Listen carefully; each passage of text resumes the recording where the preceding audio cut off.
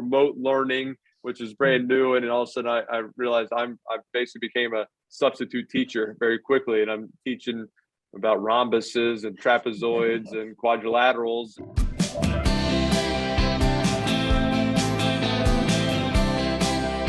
Yeah, I think Green Bay's going to be tough to beat. Just the fact that, them in Green Bay with the crowd. Someone's going to have to go there and win in the cold and in the crowd. Last year, Tampa went and did it, but there was no crowd. I think it makes you kind of don't get that home field advantage when there's no crowd noise. So I think Green Bay still got the shot there, and I still kind of like the Titans. I see Kansas City's playing so well, and they're all of a sudden hot, kind of going in to the playoffs. But I think the Titans just they're finding ways to win, and they're kind of the underdog, even though they're the top seed. I feel like they're kind of no one's really giving them a chance, and I think that's the way they like it. They just kind of surprise you and beat you.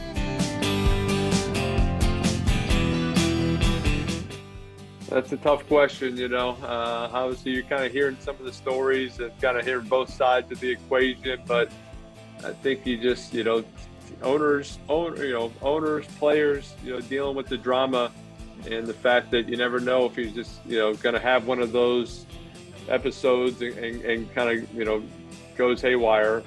You just hate, you just can't, you hate to have that risk and all of a sudden you look bad for making a bad decision, and that's something you could have avoided.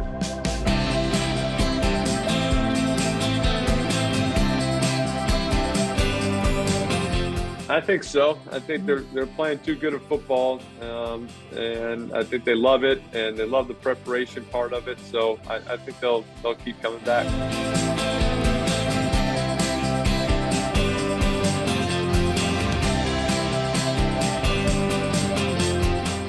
It is difficult just because you miss a lot of time, and I think I was fortunate a little bit that my kids were so young, but I see what my weekends are kind of now being retired, and what a Saturday and Sunday are like with the sports going on and the games, and we got lacrosse practice and basketball practice and a swim meet and everything going on. So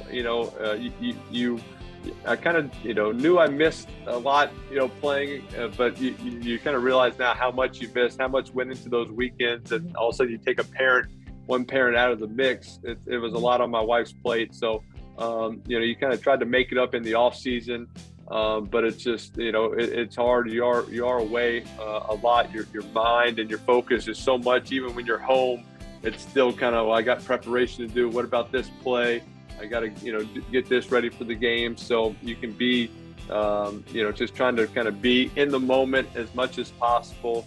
And kind of those days when you are off, try to find time to do something specific with your kids that they want to do, and so I think it's always that challenge. Well, it was a big adjustment just because, I retired in February 2 years ago, and then a month later you hit a pandemic, and you got 4 kids, 3 your home, your remote learning, which is brand new, and then all of a sudden I realized I basically became a substitute teacher very quickly, and I'm teaching about rhombuses and trapezoids and quadrilaterals, and so you're just kind of you're very much thrown, kind of like, hey, I'm not used to being all that around. Boom, you're only around, and they're only around you, 24 hours a day. And so, it was obviously different. We had some great moments and some great, bike rides, and, teaching them to do all those things and trying to get outside when you could. And, but it's been, I've enjoyed it. I've gotten to coach all 3 of my girls' basketball teams last year. I've gotten to coach them in softball and coaching basketball this year. So, going some ski trip we've never done before. So there's a lot of new activities I get to do that I'm enjoying, being around my kids and my family.